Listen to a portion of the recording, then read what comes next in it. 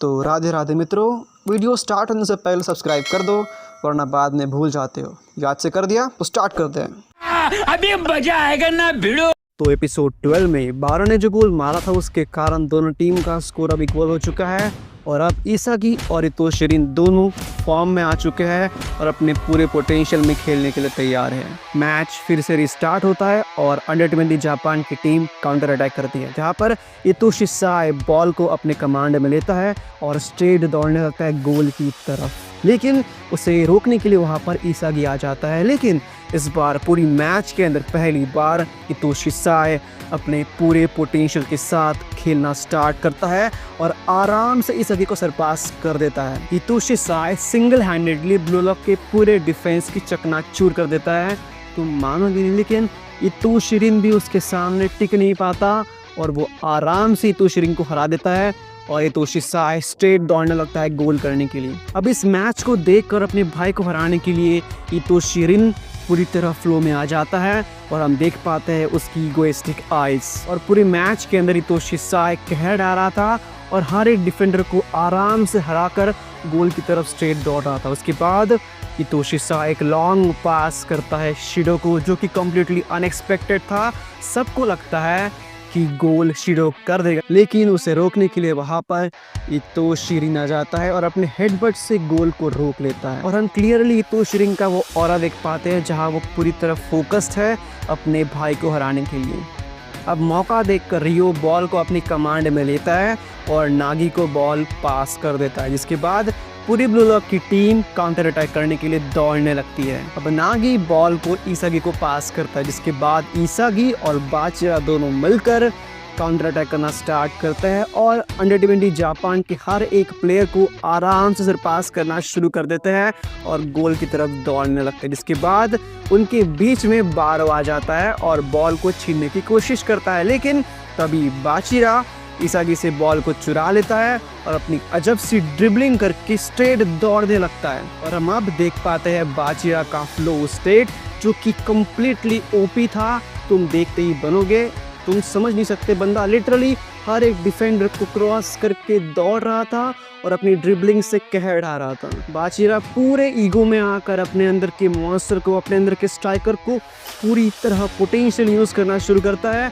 और IQ Oliver जैसे defender को सरपास करके एक जोरदार किक मारता है। उस जबरदस्त किक से ऑलमोस्ट गोल होने ही वाला था, लेकिन तभी वहां पर अंडर-20 जापान का एक प्लेयर सेंडो आ जाता है और गोल को बचा लेता है। बॉल सेंडो के पैर से टकराकर ओलिवर आइको के पास चले जाती है, जिसके बाद ओलिवर आइको इतोशी साई को बॉल पास कर देता है, जिसके बाद पूरी अंडर-20 जापान की टीम फ्लो स्टेट में आ जाती है और अपने पूरे पोटेंशियल में खेलना शुरू कर देती है। अब इतोशी साई अंडर-20 जापान के फॉरवर्ड प्लेयर्स को बॉल पास कर देता है और इनफैक्ट वो हर एक डिफेंडर को सरपास करते हुए गोल की तरफ स्ट्रेट दौड़ने लगते हैं। इनफैक्ट इसके बाद अंडर-20 जापान का एक फॉरवर्ड जोरदार किक मारता है गोल करने के लिए, लेकिन वहां पर रियो मिकागे आकर उसे हेडबट मारकर गोल को रोक लेता है। इसके बाद बॉल टकरा कर जाता है U20 जापान के प्लेयर सेंडो के पास और वो एक जोरदार किक मारता है, लेकिन इस बार बारो और नागी बीच में आकर गोल होने से बचा लेते हैं। बॉल बारो और नागी दोनों के सिर से टकरा कर इतोशी साई के पास आ जाता है और इतोशी साई बॉल को ओलिवर आइको को पास कर देता है। और इस मैच में पहली बार Oliver Aiku as a defender नहीं बल्कि एज अ स्ट्राइकर खेलता है और एक जोरदार किक मारता है, जिसके बाद सबको लगता है गोल हो जाएगा, लेकिन बीच में आ जाता है इतो शिरीन और गोल को होने से बचा लेता है। देखो, इतने ज़्यादा ट्विस्ट एंड टर्न्स आने के बाद देखिए मैच के अंदर इतना रोमांचक मैच देखकर ऑडियंस तालियां मारते थक नहीं रही थी, क्योंकि दोनों ही टीम अपने पूरे पोटेंशियल पे खेल रही थी और ये बात तुम लोग समझ सकते हो। मैच फिर से स्टार्ट होता है कॉर्नर किक के साथ और कॉर्नर किक कौन लेगा? इतोशी साई। इतोशी साई एक जोरदार पासिंग किक मारता है और इनको लगता है कि बॉल जाएगी आइको ओलिवर के पास, लेकिन उसका ठीक उल्टा होता है और बॉल जाती है शिडो के पास। रिन पूरी तरह शॉक में था, क्योंकि बॉल आइको ओलिवर के पास नहीं बल्कि शिडो के पास चली गई थी और शिडो एक जोरदार किक मारने ही वाला था, लेकिन तभी वहां पर इसागी आ जाता है और शिडो की बॉल मारने से पहले ही बॉल को जोरदार किक मारकर फ्यूरियो को पास कर देता है। समझ रहे हो, इसागी सिंगल हैंडेडली पूरी मैच को कंट्रोल कर रहा है और ये बात इतो शिरिन से देखी नहीं चाहती और अब वो इसागी और इतो शिसाई दोनों को हराना चाहता है। इसके बाद हम देखते हैं इतो शिरिन का डीमन फ्लो स्टेट। लिटरली बंदा फ्यूरियो के पास जाता है, उससे बॉल छीनता है और पागलों जैसे दौड़ने लगता है गोल करने के लिए। उसके रास्ते में जो भी डिफेंडर आता है उन सबको डिस्ट्रॉय कर देता है उन्हीं के वेपन से, उन्हीं के स्किल्स को यूज करके। बंदा लिटरली इसागी को इग्नोर मार रहा था, उसकी बात सुन ही नहीं रहा था, पागलों ऐसे दौड़ रहा था।